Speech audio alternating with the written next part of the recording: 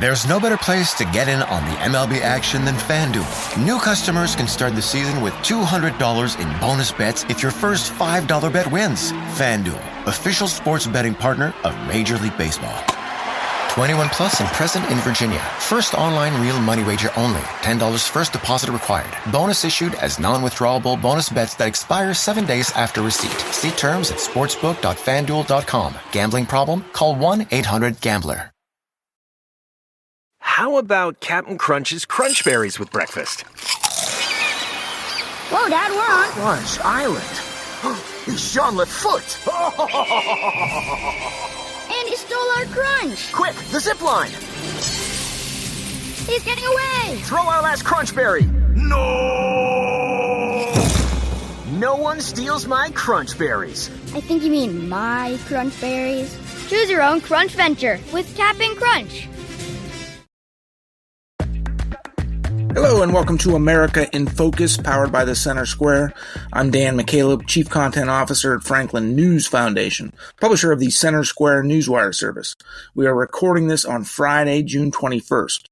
President Joe Biden and former President Donald Trump are scheduled to square off in the first of two planned debates next Thursday in Atlanta. This first debate comes amid growing concerns about Biden's age and declining mental capacity, and after Trump was convicted on 34 felony charges in New York City hush money trial. Joining me to preview the debate is Casey Harper, the Center Square's Washington, D.C. bureau chief. Casey, just a few weeks ago, you were skeptical about this debate even going to happen, but it now appears like it's full steam ahead. You have any more doubts, or you think it's locked in? Hey, I mean, in this election cycle, in the modern American political system, anything could happen. I would say 87% chance. I do think it's going to happen at this point. That's a very scientific estimate. But hey, if the night before they canceled, it would not really surprise me that much. But it looks like it's going to happen. CNN, is going to host a debate. Jake Tapper and Dana Bash. They made some changes to the format, which I think will be very interesting. It's, I would love to discuss who we think that will benefit. Will it benefit Biden or Trump? But there'll be no live audience, which is very interesting. They're also going to mute the microphones of the person who's not speaking. I'm sure you remember, Dan, we both watched the debates last time around, and there was entire, 30 to 60 second moments where they were both talking over each other, and neither one, both refused to be the first one to stop talking, to back down, like it was some kind of game of verbal debate chicken. And so they just kept talking over each other, and it was really hard to watch. It was not enjoyable at all, and it went on for just so much of the debate. And so I think they went to the drawing board and said, all right, we're going to cut mics. Now, of course, this is going to allow for accusations of bias, right?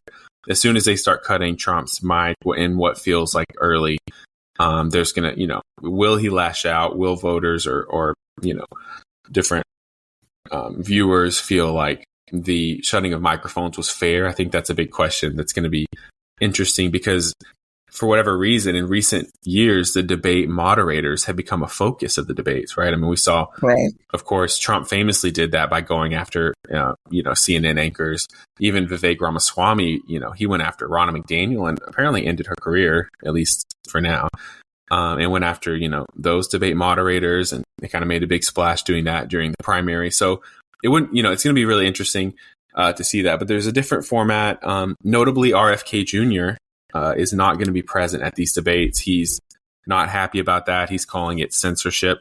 He does have a pretty significant minority. I mean, for an independent candidate, he's not at like half a percentage point or anything. So it's interesting that CNN excluded him. I mean, he didn't meet their requirements, but they, could have made the requirements easier for him to meet. I mean, I'll read through the polling before I hand it back over to you, Dan. But Real Clear Politics polling average, if you did all five candidates right now, major, Trump, Biden, RFK Jr., Cornel West, and Jill Stein, then Trump has a slight lead at about 42% to Biden's 40.5%.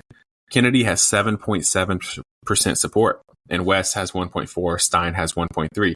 But I mean, Kennedy having 7.7% support in a race that's decided, by just over 1 point, that's huge. And where does his support go? I think he pulls from Democrats and Republicans, but he won't be on the debate stage on Thursday. Right, and we could argue or debate whether or not he should be. His, of course, voters who decide to cast their ballot for Kennedy certainly will impact the outcome when it comes to Trump and Biden. But getting back to the debate since it is just between Trump and Biden, Casey, let's talk a little bit about Biden's age and his mental capacity. The rules do seem skewed to him. As you mentioned, the mics will be muted when it's not their turn to talk. Trump, of course, is a talker, loves to talk. At his rallies, he'll go on and on and on for well over an hour.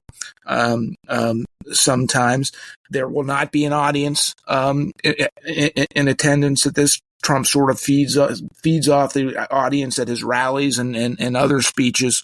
Do you think this was? I mean, were these rules set up to help Biden, who has shown some lapses in memory and other things mentally because of his age? Yeah, I think it will, especially the mic rule, because Biden is easily flustered. He's more quiet. He's really declined in recent years. And I don't think that he could take the verbal barrage of Trump interrupting him. I mean, I think if Trump just kind of keeps peppering and prodding him and interrupting him, he's become so fragile that he wouldn't really be able to get out complete sentences. And so I think the Biden team was really afraid that Biden would get too kind of mentally rattled. I mean, when Biden has no interruptions, he's able to get up there and deliver the remarks. It can seem a little, there might be a flub. It might seem a little frail, but he gets the words out and he says what he wants to say. And some days are better than others. And so I think they feel okay with his performance uninterrupted without Trump. But if Trump can rattle him, I think that's where it's really going to expose Biden's weaknesses mentally. And so that's what they're afraid of. As far as the audience, it's an interesting point. Of course, your natural inclination is Trump is the rally guy. He feeds off the crowd. But I will say some of these audiences for these debates can be very small and very handpicked. Trump famously in the 2016 primary, when he was booed during the GOP primary, he looked out of the audience and he said, "This is all the Republican donors. This isn't the real America." And it kind of quieted the crowd. And it was actually kind of true. I mean, I don't know about you, Dan, but I didn't get a ticket. I didn't get an invite to that debate. I mean, those tickets are handed out to special kind of Republican establishment insiders more so than just the average American. And that was Trump's point. But that point still stands in this CNN debate. Are we going to have a crowd that's handpicked by CNN executives or, CNN staff and their friends handing out tickets? I mean, so I think that it's not all bad for Trump that this audience isn't there, because the audience could be stacked against him. It's also in Atlanta, a very blue city where, there could not be as favorable to him. So I think it's kind of a net even for Trump on the audience, but the microphone definitely goes in Biden's favor. And then you also have the fact that it's going to be CNN moderators who are moderating the debate and asking the questions. CNN,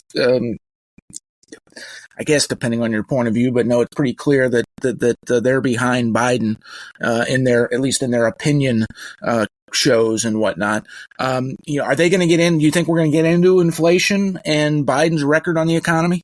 I mean, that's a great question, Dan. That is the question, because so much of journalistic bias is not in what they say, but it's in what they leave out or what they decide to talk about, right? So the moderators could be totally kind and polite and not show any bias. But if they don't bring up the border and they don't bring up the 20% increase in prices since Biden took office, and they just focus on Trump's convictions and the abortion issue, that's bias, right? That is strong bias, even if they don't appear to be biased in the way that they do it. So that is the question. I mean, I think it will be, journalistic malpractice if they don't bring up the border and inflation. Prices have risen, as I said, 20% since Biden took office. They're still elevated. We had a good month last month, but it could be a blip on the radar. We don't know yet. And the border is still out of control. Of course, like as I said, Biden wants to talk about abortion. He wants to talk about Trump's crimes. I think the really key thing in this debate, Dan, is when Biden brings up Trump's convictions and the charges against him, does he tailspin? Does he look guilty and lash out and make the whole debate about his charges? Or does he look calm, cool, collected, presidential, brush it aside, and go after Biden on Biden's weaknesses? Is this debate going to center around Trump's convictions, or is it going to center around, the issues on which Biden is weak? You can almost bet with certainty that Trump's convictions will come up, most likely by the moderators, but if not by them, certainly Biden will have it in his back pocket. Thank you for joining us today, Casey. Listeners can keep up with this story and more at thecentersquare.com. We got another day of NBA action, so it's time for your FanDuel crew to make their bets. You know that new customers who bet $5 get $200 back in bonus bets if you win.